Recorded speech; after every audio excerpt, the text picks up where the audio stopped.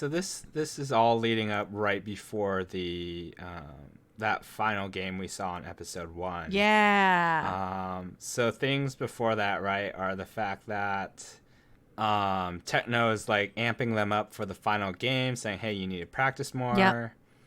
more." So then, because after that rejection, right, we see Can not hungry, practicing a lot more than he should Yeah, be. he's super frustrated. There's like all these misunderstandings, and he Yeah. is. He's taking it out on his friends. Yeah, and Tin is savage after that too. Like Tin is like brutal to that girl. He's brutal to like everyone. You can tell he's just absolutely like completely miffed because he's in love with Pan, and he knows that no one else is going to do for him. Yeah. But he does try to be friends, because if you caught it before that second girl hits on him. Yep. He's texting Can, right? And he's like, yeah. how have you been, or something. Yeah. I think he never sent that text because that girl just popped in. And that's the girl that, like, Can's like, who is this girl, right? And he's like super jealous, which we find out. Right. Yeah. And again, like, we see Claw ambushing No, and like No. So this episode's like the rejection, and then we have a lot of comic relief interspersed, I feel like. Because, like, Claw's like, hey, why are you avoiding me? And No is like, I'm not avoiding you. And then Claw just, like, goes, okay, you literally, like, jumped off your balcony, went out this way, went out that way. And then, No's like, it wasn't the balcony. It was just a window or whatever. And so, comic relief. But, like, Mark does a really good, like, rejected and hurt look, I feel like, he for does. Claw. He does. You can tell he's so smitten with Techno, and you just pity him because you know that he's really screwed up, but he's digging himself out of this killer hole now. Yeah. And so I feel like that probably stays true to the book in the fact that he has to dig himself out of that hole, especially when No did find out. Yeah. But in the book, his approach is very, very different. They completely altered his character for this show to make him, I think, seem a little sweeter and more like sweet talking him back into, maybe a relationship. Yeah. Corny, cheesy letters. Kind of corny. We do see the letters. We do see the letters from the book appear, though. Right. Like, we do see that. So, okay, so I guess we should move on. So we do hit the game again, and then we get back to Can and Tin. Yeah, and before that, A talks to Tin, and I really liked that scene. I wondered if we could talk about that for a minute. Like A coming up to Tin and being like, "Hey, man," and kind of pushing him to come to the game the next day and support Can because he knows Can wants him there. Oh yeah. A's speaking to Tin. Yeah. So that came right because he was practicing too hard, and No was like, "Hey, Job, go talk to your friend." And Job's like, "No, A's closer. Have A." Yeah, Job is useless.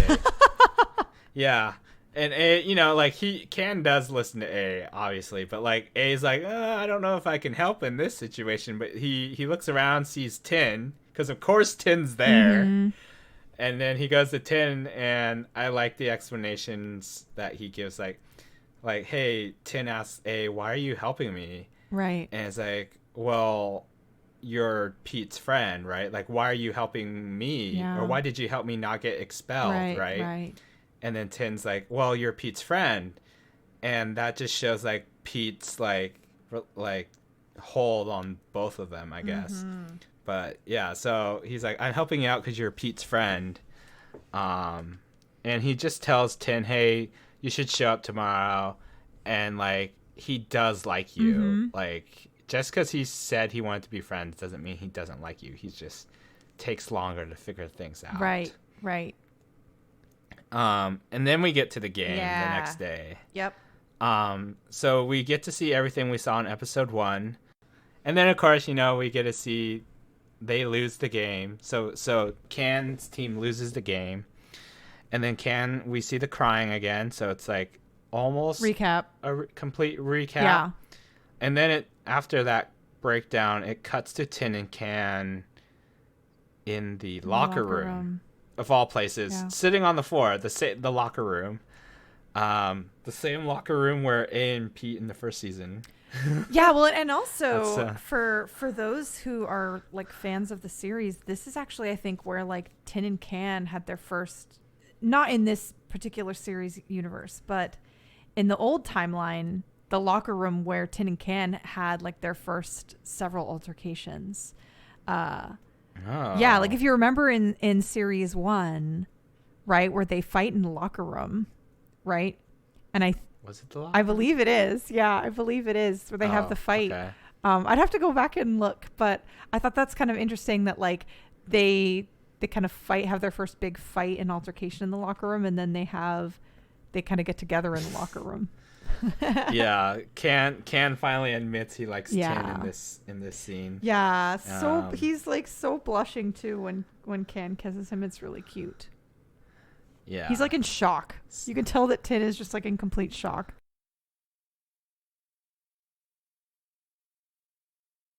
Okay, so they've admitted they like each other. Mm-hmm. And then I think it's just a cliffhanger again on that episode 7, right? I think so. And so then we move on to the next episode where the soccer team's coming home, and then we see No break down after the whole team leaves, and then Claw appears to the rescue. Comforts him, admits he loves him, and then No pushes him away, saying he's not mad, or he still is mad with Claw. But I thought in an earlier episode he said he wasn't mad, I'm a little confused what's going on there. But yeah, like he's still mad that he lied, and again, like I think that this story was a harder one to follow because it's continuing from the first season where like a really bad thing happened between Techno and Kenkla, but they don't actually ever explain that. So you kind of, if you were a newcomer to the series just watching this one, you'd have to take it at face value that like, okay, Kenkla did something bad and Techno is still upset that he lied. Well, that's the thing, right? He said he wasn't upset in a previous episode. Yeah. Now he says he is. Yeah, it's weird. So it doesn't have a good continuity, I think.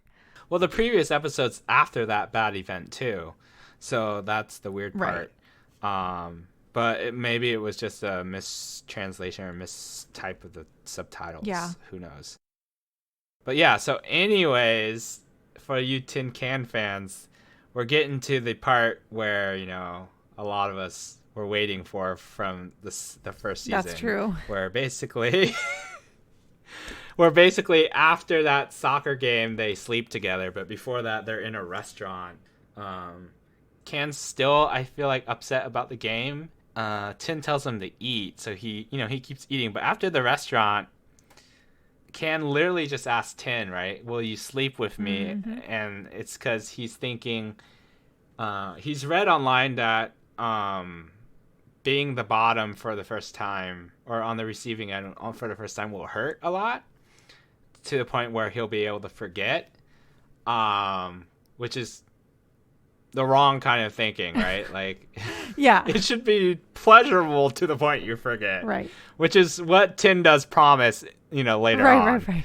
Right. So, but I thought it was funny that Can ran off, or before he ran off here, he was like, "Oh, just wait for me for a few minutes. I want to go get some stuff." And Tin's like, "What stuff?" Stuff for protection. So, assuming he's talking about condoms and stuff. So he just runs off and gets condoms. And so they do sleep together. So, yeah, the book is obviously more graphic. Yeah. But we do get to see Mean and Plan shirtless here. I thought the funny part was that Can asked for a second round. Yeah. Anyway, yes, the intimacy might feel a little off. But it's definitely showing in the flirting, like, when Can calls Tin Kun Tin, and then Tin, like, literally is like, oh, crap, I'm turned on right now.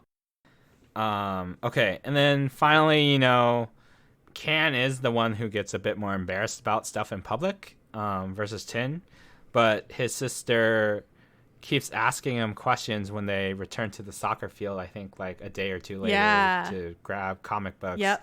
And then Can, having had enough of Lei shipping his boyfriend with other people, outright kisses Tin on the face. I thought that was hilarious. Yeah, this was so good. Yeah, the scene was amazing. So one, the kiss, and then he's like, you want to know who his boyfriend is?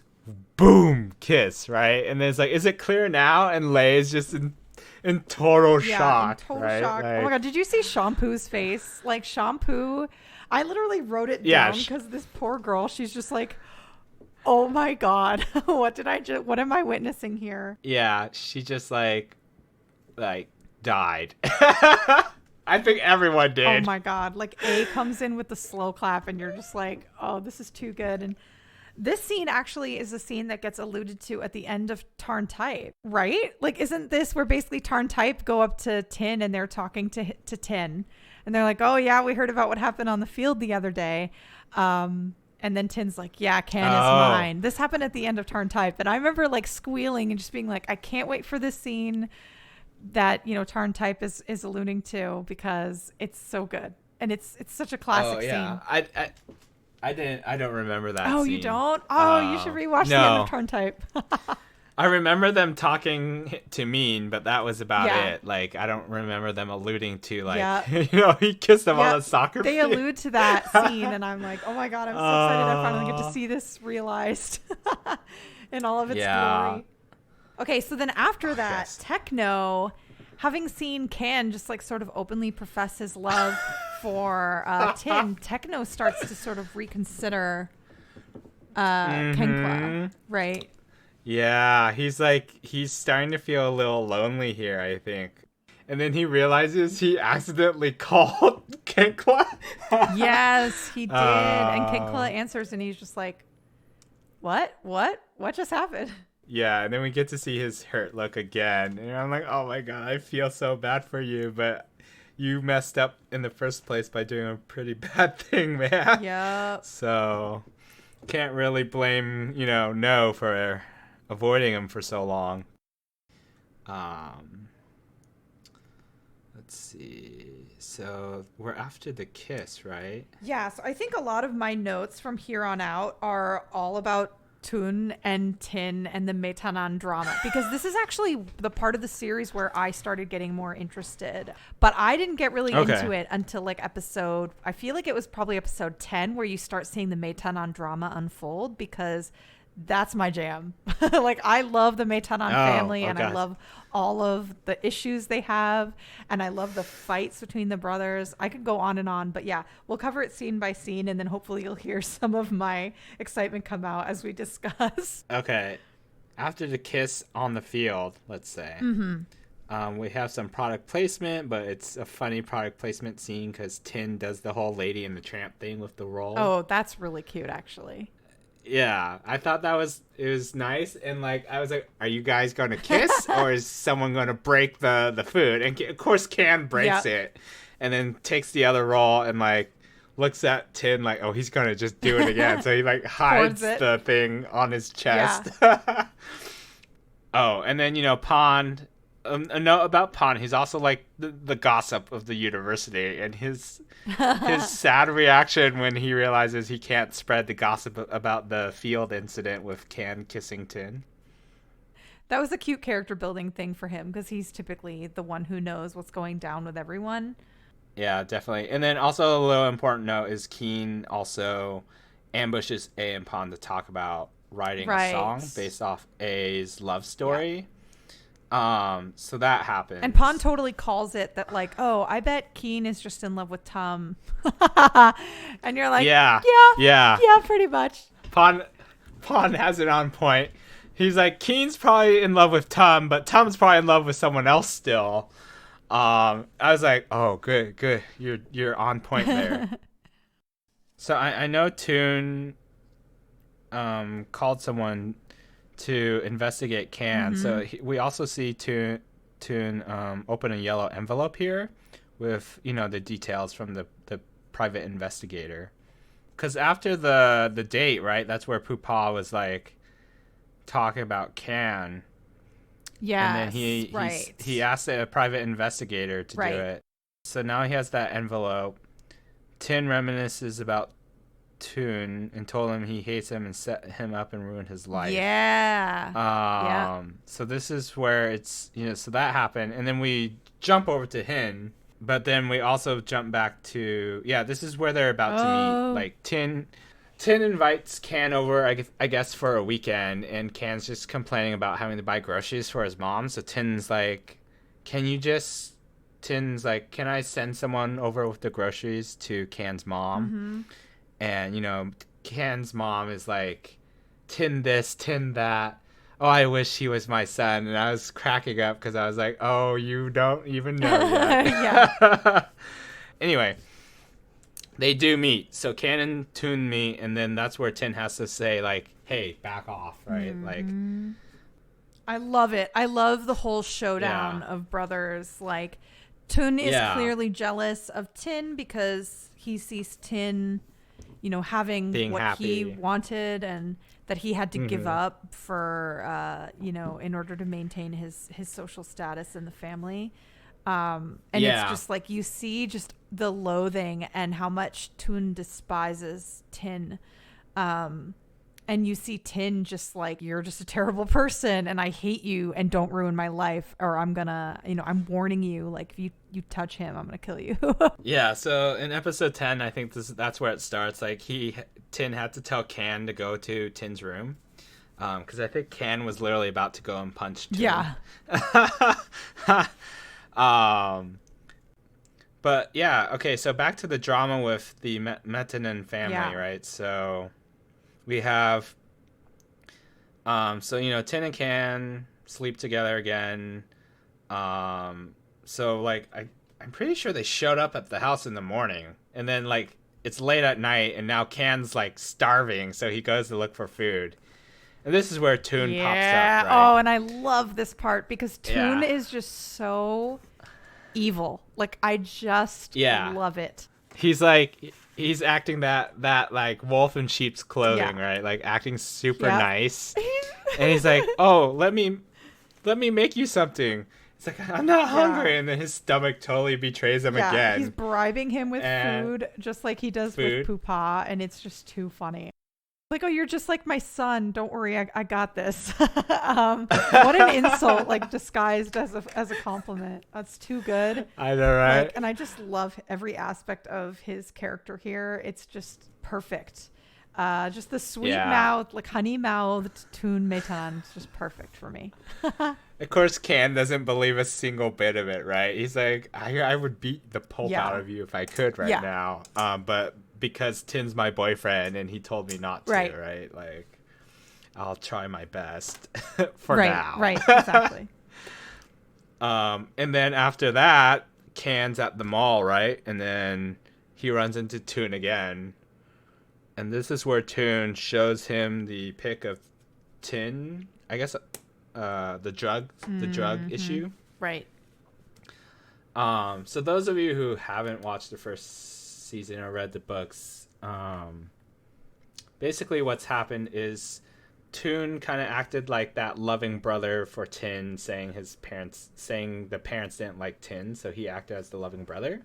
But he's also the one who set Tin up to be arrested as a part of a drug sting. So Tin goes to a party in the UK, and then Toon calls the police and the reporters, and that's how like Tin's reputation gets like destroyed, right? Like he's a drug addict, et cetera, et cetera. And it was all a setup. And of course, the mom and the dad are disappointed,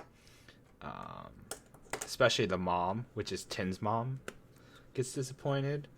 So it's a very complicated drama, which or relationship between the two brothers, which I feel like this season kind of explores quite nicely, or at least we get more detail of what's going on. But and then after that, that's where we see Can and Tin again, right? Like, and Can asks Tin about the drug stuff, right? And this is where Tin freaks out and leaves because he's scared Can's gonna believe Toon and Right. run away. Right. But the fact is that, you know, Can shows that he's like super loyal, right? Yeah. And it's so sweet because this is the part where Tin, like, basically gives Can a big hug and says, I'm sorry for assuming the worst of you. And I was like, oh. Yeah, and this is where he says I love you, and Can's just embarrassed and hiding his face. Oh, they're at the university at that I love you. Sorry, that's after the cafe scene. But right. But yeah, like, and then Tin tries to kiss Can, and then Can's just like, nope, not in the middle of the university, thank you. Yeah. And I was like, but you literally kissed Tin in the middle of a soccer field with your whole team watching. I know, Why does this matter?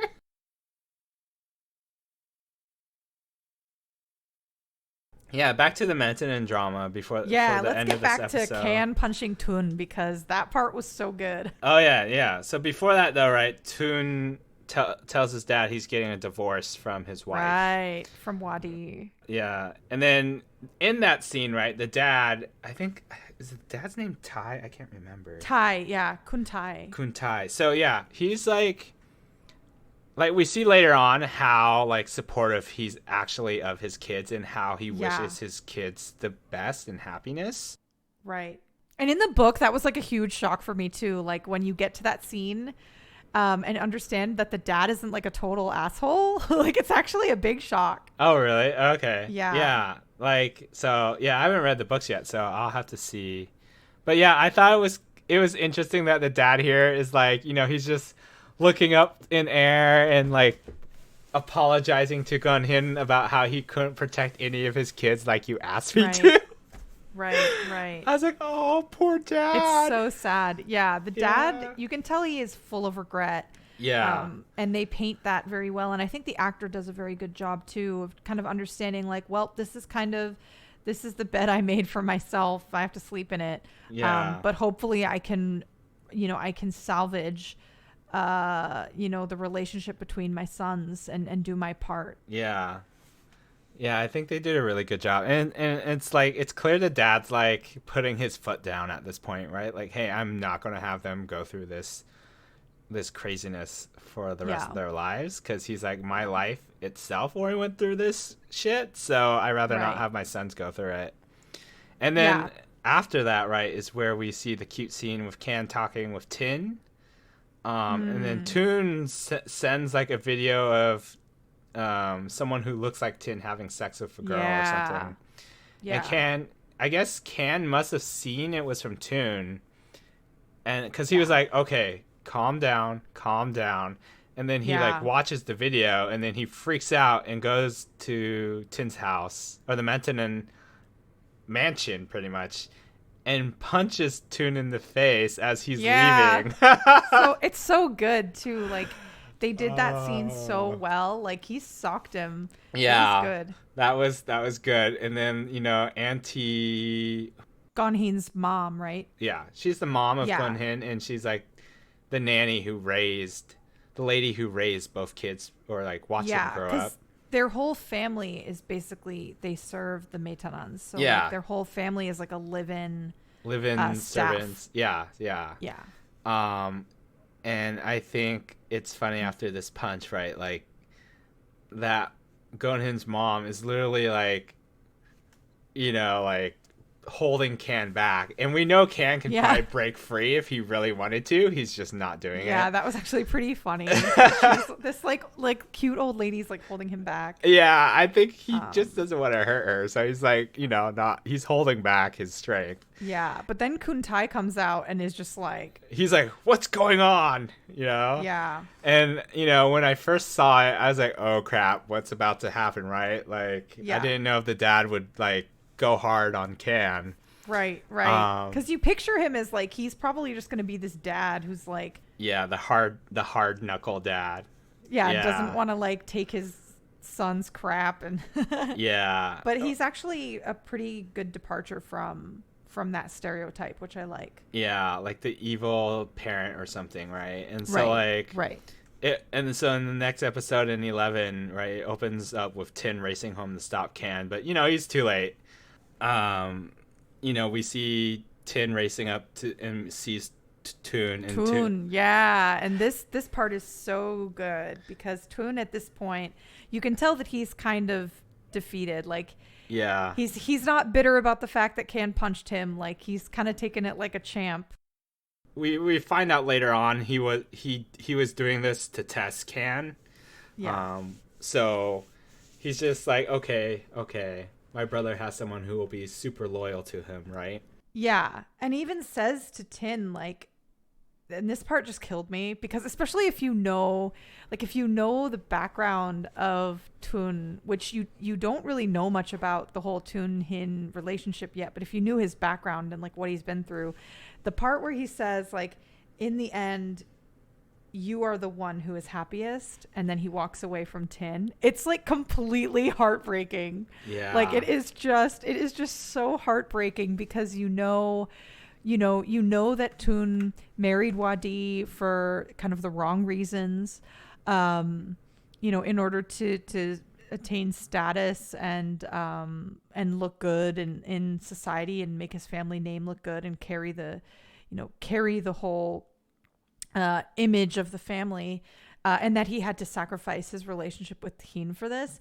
So when he says that to Tin, like, I just lost it. I was like, oh my God. Yeah. Like, you poor thing. Like, Toon is so evil, but it really sucks for him because he's just had a terrible, terrible life. Yeah. Well, on top of that, right, Vadi was pregnant too. So it's like you can't just, to keep the name, you have to marry her, right, at that point. Yep. Because like otherwise it would sully the name. Yep. Yeah. In my head though, honestly, I was like, who cares? It's like, you'll survive. Yep. As a company, like as a company, you'll survive. Like, unless you're all, I'm sure they're all over the tabloids. This family. So yeah. Well, and even that's why, like, right, the dad, when Toon was requesting the divorce of the dad, and he was like, even if you have no one left, like, even if you have nothing, even if you have no money and no family name. And he was like, yeah, I've basically made my decision at this point. Yeah, it's more like even if you have no one left, right? Because he's going to have something. I feel like the dad is going to leave him something. That's true. Yeah. But like at this point, right? So after that whole thing, Tin eventually goes into the room with his dad, and Can's just sitting there like mouthing off at his dad, Kuntai. Yeah. And Kuntai's just sitting there with a very, very amused face. And I was like, oh my gosh. Yeah. So, and then the dad... and he's like, oh no, please enlighten me. Like, tell me how I've been a terrible father. Like, it's just hilarious. Please tell me what my eldest son has done to my youngest, right? Like, yeah, like I think he had never really taken an outsider's opinion, and it seems like he always sort of, like, based on the books that I've read at least, like, he's always sort of been a kind of what's the word, like, not a deadbeat dad, but like the kind of dad that just doesn't really get involved, like wasn't involved with his sons too much, and so it seems like this is the first time that someone's telling him, like, hey, pay attention. Yeah, I mean, it follows that stereotypical rich family. The parents are very not there. Aloof. Yeah. Yeah, and it's usually like, Gonhin's mom, people like Gonhin's mom that raise the kids, right? The nanny raises the kids. So the dad just ends up not being there. Right. Anyway, so like, I thought it was interesting how Can explained everything. But before that explanation finishes, we cut to the auntie, Gonhin's mom, who's like, hey, Toon, why do you keep, like, doing these things to make Tin hate you? And then Toon denies it, right? And she sees straight through him. It's like, oh, you definitely are. You can't get away with lying to me. Like, I literally seen you grow up since you were, like, a baby. It's like, so... I like that they put that scene in there. Yeah. Actually. Because she was always very much in tune with, like, Toon and his... his relationship with her son and all of that, but I think she just never opened her mouth. Yeah, that, and I mean, it sounds like she and Gonhin also witnessed the grandmother literally belittling Oh yeah, Toon, they right? were there for like all of it. Yeah, depending like what your lineage and where your family comes from is kind of like a really important thing in society. So the fact that Mm, fell in love with this English woman and brought her back and then like had a baby with her, and the yeah. grandma was just like, no, you're not my true heir. Like you're just some baby that my son had with a fling of of this woman that he met abroad. So she Yeah. just treated Toon like less than dirt, basically. Oh my gosh, yeah. So like, how could you not feel a little sorry?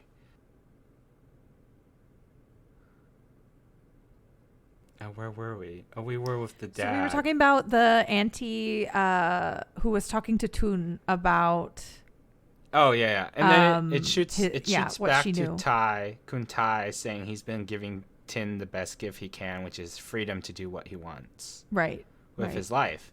But it's right. kind of sad that the dad doesn't realize like what Tin wants is to help out with the family business, right? Right, right. I know. Like he wants to prove himself as Toon did, but have the freedom to love who he wanted to love. And that's really what Toon Yeah. never had that opportunity. Yeah, but I feel like it was good because here we find out, his dad, Ty, also had no expectations on who he loves, right? Right. Nor did he have that for his own, the first son. But, like, it is really a product of, like, just being a traditional The traditional family. family. But, so, like, it's great here that the dad says, okay, yeah, I've been giving you freedom. And it's almost like, it's like, cool, so you want to prove yourself, but it's almost like he's telling Tin, hey, slow down and enjoy your Right. youth. So, we see how Pete knows that deep down Tin is the softie and a good Mm-hmm. kid. His dad Right. also says the same thing, right? Tin, Mm. you've always been the good child, The is good what he kid. says. Yeah. Despite his bratty exterior, or like I love the way Can described it earlier in the series. He calls him like pretentiously unaffectionate. I love that. Like whoever translated that, like thank you. Like that was a great way to describe him. Yeah, yeah. And I love how Tin does actually want to help out with the family business despite being given the freedom, right? And Mm-hmm. then so that talk wraps up pretty quick, sort of quickly, and then they end up in Tin's room, Mm-hmm. and Can, being his character being a little slower, has not caught up to the fact that he's already gotten revenge for Tin, right? 10. Because Right. even Toon mentioned like you're now the happiest. You're the happier one out of the two of us. Yeah, out of the both of us. And Right. Tin realizes, oh, okay. So Tin just tells Can, if you want your revenge, the best revenge is just make me the happiest man on earth. Mm-hmm. Um, and so Can's like, oh, okay, I'll make you, the happiest person. Blah blah blah. And then I think Tin breaks down at that point too. Mm-hmm. Yeah. Oh, and then and then some comic relief. We cut to No getting letters from Claw at this point. Oh yeah, we do.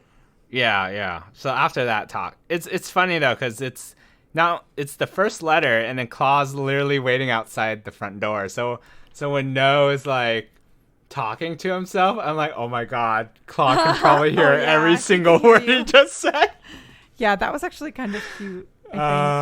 He became even more handsome. I really like when he just admits that he's just like super attracted to Kenkla, Yeah, um, to himself, because he does that in the books too, right? Like he kind of says like, yeah. why is this guy so like Very, so hot? He's like it's very early on too in this series. He even's like, how is he so handsome? Blah blah Yeah, blah. And like in the novel, right? He's like, how can a hot guy like him think, like me. like me? And it's all because Techno sees through the looks and the wealth, right? He Right. gets at you at his true personality. Yeah. And like, I feel like that's just a product of how No was brought up, but also like the fact that No in the book was literally keeping Claw when they first met company, because I think Technic was busy or something, if I remember correctly. But Well, I remember he had like issues with his family, and so in the book series, and so like that's why he was always over at their house, and I think that's why, you know, he got to see that side of No, maybe like the caring older brother type. Yeah, and No didn't care about like wealth or looks, right? He didn't, and the reason he saw that, because like No didn't even really think of him as more than as like Right. a younger brother, really. Right. Yeah. But yeah, so that little bit of comic relief, and then we shoot back into the Metanon drama again. Yeah, back to the Metanon drama, which is just like, honestly, I think that the good news about Love by Chance 2 and A Chance to Love is that the ending, like they really did a good job with the last few episodes. I even think, if I recall, like LBC was actually kind of similar, where like it was good, but then like the last like 4 episodes just like really picked up the pace and had really, really good stuff going for them. And I think that's similar, like in this season anyway. Yeah. Because we go right back into the Metanon drama, and there's just so much good stuff here that I almost wish like it had its own series. But I'm also thankful that they put in these certain scenes that were like really powerful toward the end. I think particularly the Tun's flashback to him talking with, I don't even know if it was a flashback, but he's talking with Wadi when they're about to divorce. Oh, that wasn't a flashback. That wasn't a flashback. Okay, so that was like in real time. But Wadi laid down some knowledge, like in like her 3-minute or like maybe even 30-second monologue. She manages to say like, "Hey, I always knew something was weird, because we never had intimacy in our relationship, and you were never at home, and you're never around. You wouldn't even kiss me." And it's really, really tragic, actually, because in the books, Wadi is like in love with Tun. She just like loves this guy. Like young Wadi is just completely in love with Tun, and not for his money, and not for his, well, yes, for his charm, because let's face it, like this guy is so flippin' charming. But it's just so sad knowing that this poor girl was like so smitten with this guy, and then, you know, they end up getting married, and they have the baby, and like her giving this monologue at the end is just so powerful, where she's like, "Yeah, I should have seen the writing on the wall, but I chose to avoid it because she loved him."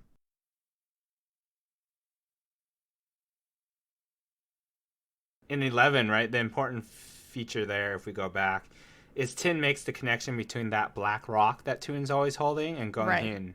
Right. And the way he makes that connection is because of Pupa, his nephew, what the name means. And then he's like, "Oh, that's what my brother's weakness and happiness is." And then it jumps to him talking to Tai, Tun and Tin's dad. And so this is Hin trying to leave the house because Vadi has said she's pregnant, and you know Hin knows Tun wants a family. Right. This part was absolutely devastating. Like watching this whole scene play out, I was a wreck. You were just devastated. Yeah. No, for me, I was like, I could tell Tai, the dad, was just like, "You really don't need to leave." Like, yeah. And I was like, oh, the dad knows. Like, he knows the relationship, what's going on, right? Mm-hmm. He's like, "Dude, if you leave, my son's going to be like the unhappiest man on earth." Yeah. But he does it anyway because he's like, no, he'll be happier with the wife and the son. And yeah, like Wadi said, right? Like, they never even kissed or hugged even, right? Yeah. Like, not even a hug. And I was like, wow. Yeah.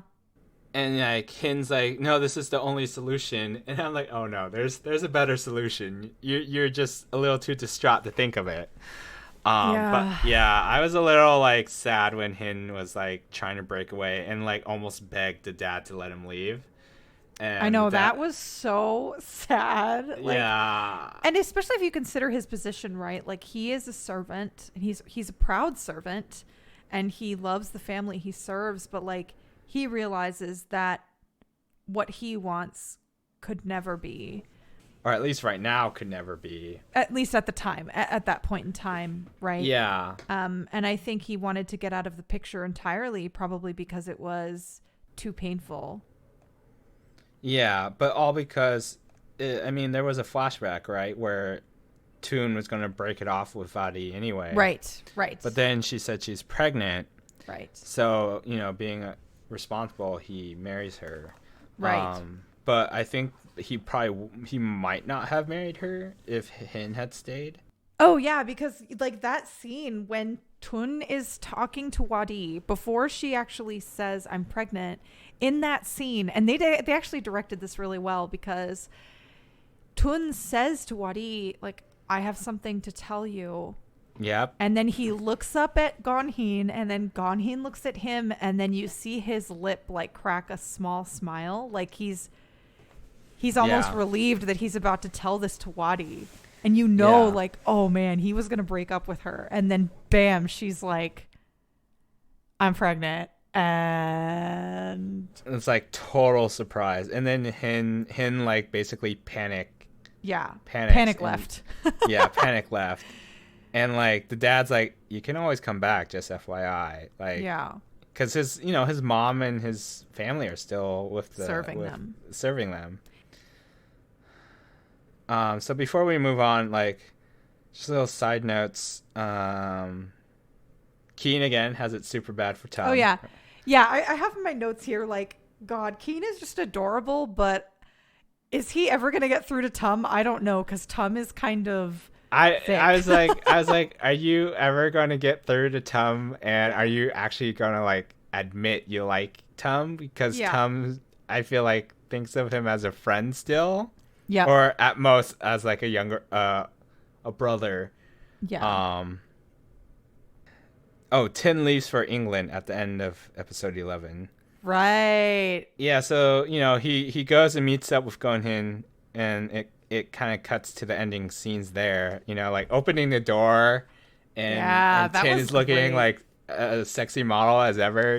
Mean's just like, I was like, oh my god, Mean, you're killing me here. Yeah, and Mean's acting in this whole scene was very good. Like, it was a little bit cartoony in a sense, like when he was like being kind of smug with him, but I did like that, because you can tell he still has a lot of attitude and a lot of animosity still toward his brother. So it was good. I really liked his delivery of his lines in this scene. In this scene, and he made it like apparent that like, so he's talking to Gonhin, right? And he's like, "Oh, your apartment's kind of small." It's like, well, not everyone needs a giant room. Yeah, he's such a brat, honestly. Yeah. I laughed at that, and then Gonhin is like the most humble, like sweet man. Like, get out of here, Tin. yeah. So I thought that was hilarious. And then they flash back, or Tin flashes back to Tai giving Tin Hin's address. Right. And Tai's like, you're the nicest kid, and that's why he gave him the address. And I'm like, oh my gosh. Yeah. Tai, you're so trying to get Tin to be a matchmaker. Yep. Yeah. So and kind of payback for what he did. Yeah, and then it flashes to Hin tells Tin about the childhood, and that's where we see that flashback with Adi about her being pregnant. Right. And then we also see in episode 12 the her reason for leaving Pooh with Toon is because she's scared, right, that if she took Pooh, Toon would just like basically kill himself because he'd have nothing to live for. And I was like, oh my god, that's so sad. That was brutal. I remember just sitting there like, oh my god, like Wadi like coming in clutch, like yeah, like coming in hot, like no filter, like she knows what her husband's going through. She's a smart girl. Yeah, and I think that it's good that they gave her that credit, and they didn't show her as just like a damsel who was like, oh, woe is me, like my husband doesn't love me, I'm gonna go away. She found new love and she was ready to move on, but she also had like dropped some serious knowledge. Okay, so let's wrap up Tin talking with Gonhin, and then like the makeup scene, because that's my favorite part. Okay. Yeah, so Tin talking with Gonhin. So that actually wraps up in the beginning pretty quickly of this episode, I feel like. I loved it when Tin was on his way out. He's like, oh, I've done my good deed here. Yeah. Et cetera, et cetera. And then he's like, oh, wait, I forgot. Toon already got divorced from Vedi. I'm like, you did not forget. You did that on purpose. Yeah, he was being smug there. Yeah, I was like, whatever. And then Gunhin looks up, like, with hope in his eyes. Yeah. And I was like, oh my gosh. The part, too, where, like, right before that, where Tin was explaining, like, what he named his son, right? Because he was talking to Gonhin about, like, hey, do you know what my brother named his kid? Yeah, and not realizing that his kid was named in remembrance of him. And like you see him just with his face in his hands, and it's just devastating. It's like the saddest thing. He's like about to break down. Yeah. And then that's where Tin is about to leave and says, oh, no. I forgot. Vedi got divorced, is getting divorced. And then he looks up like, oh my gosh, what? Okay. So there's some other side character actions with Can and Job here as well, but like keeping on the Matanen stuff, we end up with the makeup scene, right? So Toon comes in asking for Auntie Kin. I have her name here now. But so Gonhin's mom, right? He's like, where is she? Where is everyone? So the whole house is like just empty. And he's just wondering what's going on. He turns the corner and Hin is like there. I know. Yeah, I like lost my crap. Like I was like so intensely staring at my screen like, oh no, you didn't. Yeah. I wrote here, oh, Toon, your air is back. Oh, that's so sweet. It's true though. You could see he just dropped his coat and he's just like, what? Yeah, he's like, what? How did you get here? Yeah. And they hug, and there's, confessions all around. And then we see Tin watching in the background, just smiling. Yeah. At seeing his brother happy. I loved that part. I loved it. It was so good. Yeah. I was just like, oh, Tin. See, your dad was right. Pete was right. You big softy. Anyway, so to wrap up this episode, like, so they get together. At this point, the song that Tom has been writing's done. Right. And there's that festival, and Can's kind of sulking, taking it out because Tin went to England and kind of ghosted him by now, I think. Yeah, he's just ghosted because he wanted Can to admit that he missed him, and Can wouldn't. So Tin didn't give him any reason. Like, he didn't call him or anything because he wanted Can to say he missed him. But in the end, I feel like Tin kind of gave in because he went to the festival hunting Can down, and Can just admits it out loud there at the festival. That's I was true. like, oh, so okay. Cute. Yeah. Anyway, so to wrap so basically the show in 12 and 13, in 12 is wrapping a lot of the couples up, right? So like Tar appears. Tar is Tum's little stepbrother. And of course, it's Tar who realizes Keen likes Tum. Oh yeah, because Tar loves Tum, so I think Tar can tell right away that Keen is into him. Yeah, and Tar's like, "Oh, I think someone's ready to move forward with you." Yeah. Over there, and it's like, "Oh my gosh, Tar, that was cute. Thank you for getting it through your brother's thick head. Someone likes him." Yeah. And then. Oh, and then Hin and Tol kissing. I thought the kiss scene near the end here was hilarious because he's like, Kuntoon. He's the secretary now, right? So he's like, Kuntoon, you have some documents you need to sign. And he's like, Mr. Secretary, office hours are over. Their little role play. And then like grabs his boyfriend's hand and runs off to the bedroom is what I was assuming. Yeah. And Hin's just like, the documents. It's so adorable because I feel like they didn't have to give us any more Toon Hin scenes. Like they really didn't, right? Like, but they did. They chose to give us like some of the domestic scenes with them, and I thought that was a cute choice. But can we like rewind for a minute and talk about the kiss scene with Toon Hin, because that was probably the best kiss in the show. Like you were saying, Alex, I think you said like, oh yeah, you can tell these guys are much more experienced with this kind of thing. I thought that the kiss was absolutely beautiful. Everything about their getting back together was just gorgeous. It filled my heart so much, especially having read the books. Like, it's just fantastic.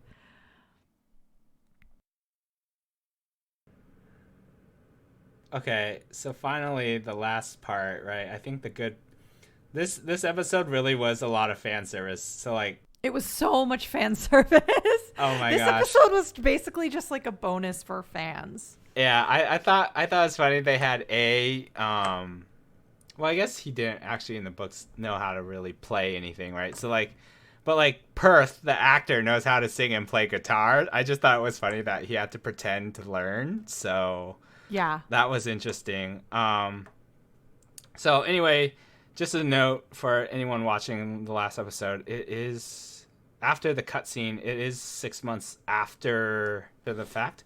Yep. So I think at this point, No has graduated and is working. So they're also into, I think, the new school year. Mm-hmm.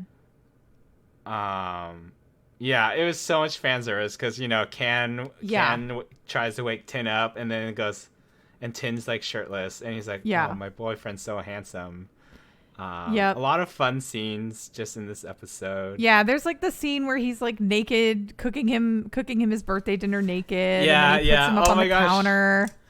About that though, right? Like this is so it opened after the opening scene, we see them like wake up, and then the birthday scene. But that's all because his sister suggested it as a makeup because he forgot. Yeah, it's pretty funny. And I thought it was funny because Tin was sulking for like that whole day, I feel like. And then Hin at this point is like, you know, all moved back in, super comfortable, trying to get Pooh to warm up to him. That was cute. That was cute. And you could tell he's just laughing at everything Pooh says. Like, I kind of wonder if the actor was just like laughing because this kid was so hilarious, because there's so many times where he cracks a smile.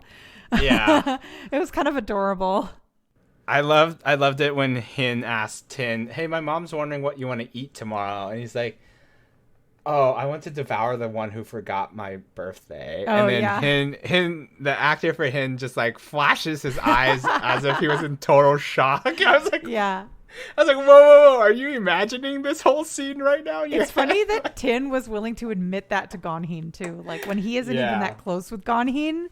Yeah. But I think it shows that over the 6 months, they've warmed up. Warmed up to each other, and that they've repaired a lot of their sort of issues as well. Yeah. So I thought that was funny, and then obviously, you know, Lei having to tell Can, it's your boyfriend's birthday, you idiot. Yeah. And then that scene where like later on, Tin walks in. Job has just come because he got stood up by No, because No is out with Claw. Right, at the theater. And Claw made that white lie about needing to study. Yeah, Oh BS. my gosh. But so Job shows up, and then I loved when like Tin appeared out of nowhere and was like, why are you here? And Job's like, I'm his friend. Yeah. And then Can has to explain what's going on. And then they're like, oh, we're way better singers. And oh my God, that dance was so Can cute. And Job did was hilarious. Yeah. Like, oh my gosh. I think that kind of fan service was really, really adorable, just to like see Can's like goofy, silly side, and Job actually did an excellent job, and he had actually a good voice too. That was hilarious. But back to a few other things, right? Like, So at this point, also Tom is thinking of Keen as more than a friend because Right. he walks in on Keen teaching A. He's like, "You're too close." Yep. And he got a bit jealous. Yeah. Yeah. He's like, "Hey, and who's this guy?" it. Yeah. What So- are you teaching him? How long has he been here? Yeah. So many questions. Yeah. Anyway, yeah. So Pete is watching. At this point, A sings that song and Pete's watching it. And then we know Claw, or he mentioned, and then they do the beach time, which is total. Oh, that was cute. The ending. Yeah. I thought it was funny that it took this long for him to realize the way to get to Pupa's heart was to offer desserts, bribe him with desserts and candy. Because he like- loves sweets. Yeah, he's like, he's like, Pooh's like, don't steal my dad, Uncle Hin, and then Hin asking if he can take care of Pooh and then he's like, oh, by the way, I can cook desserts, and then Pooh just like scoots over immediately. Yeah. So I was like, So aw. cute. Yeah.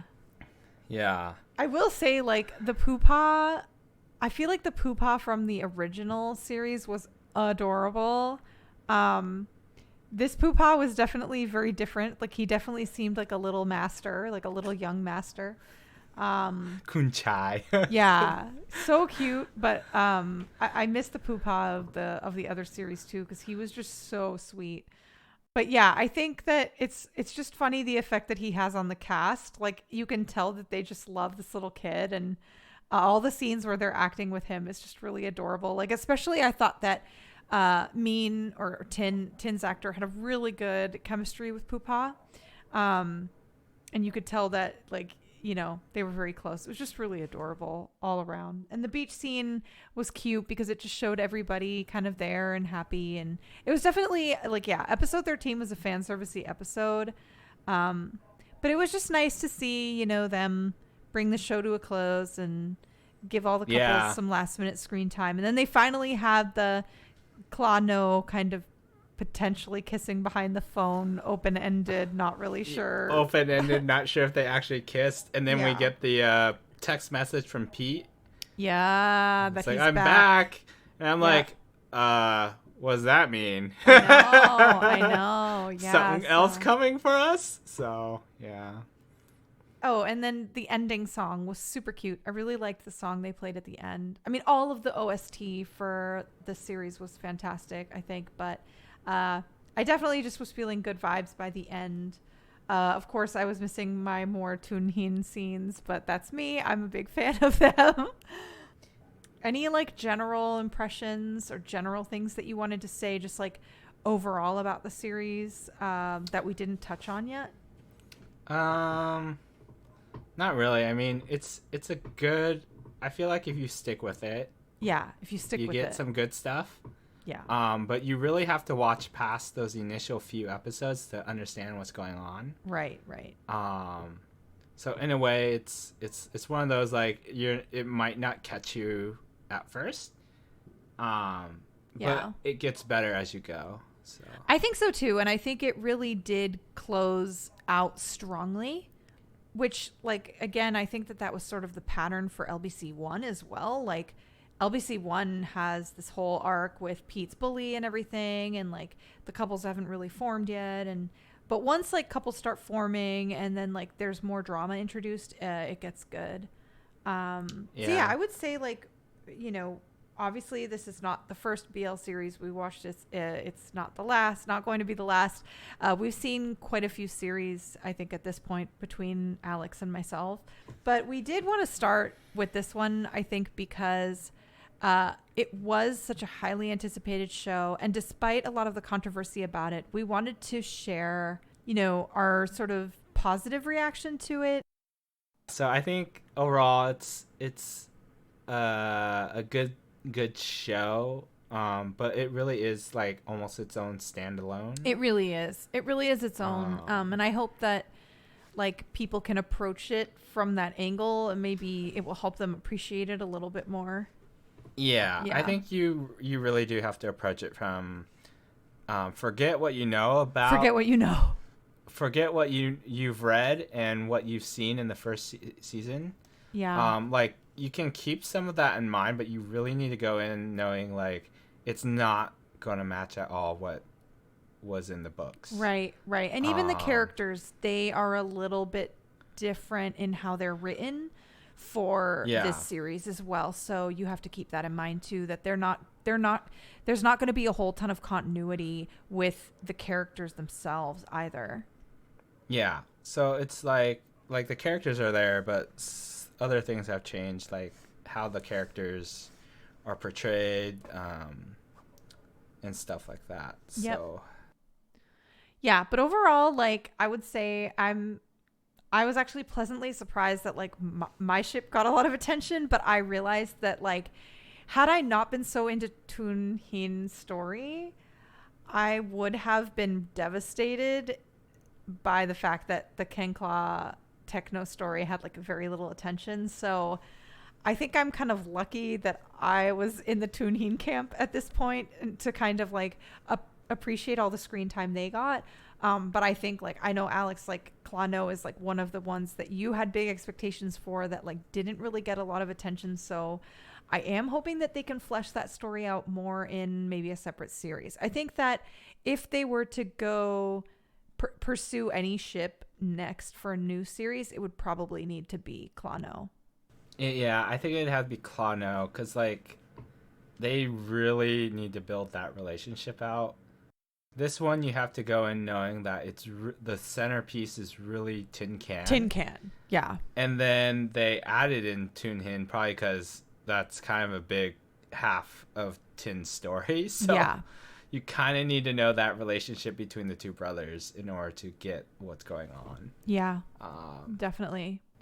so yeah, I mean that's it. That wraps up this, right? That wraps it up. I think this is our first attempt at, going through an entire 13 episode series and talking through it. Hopefully you enjoyed some of our comments and commentary. Please give us feedback. We would love to hear it. And I think that we'll probably not adapt the same format for every episode of our podcast. We're probably going to be doing something a little bit different each time.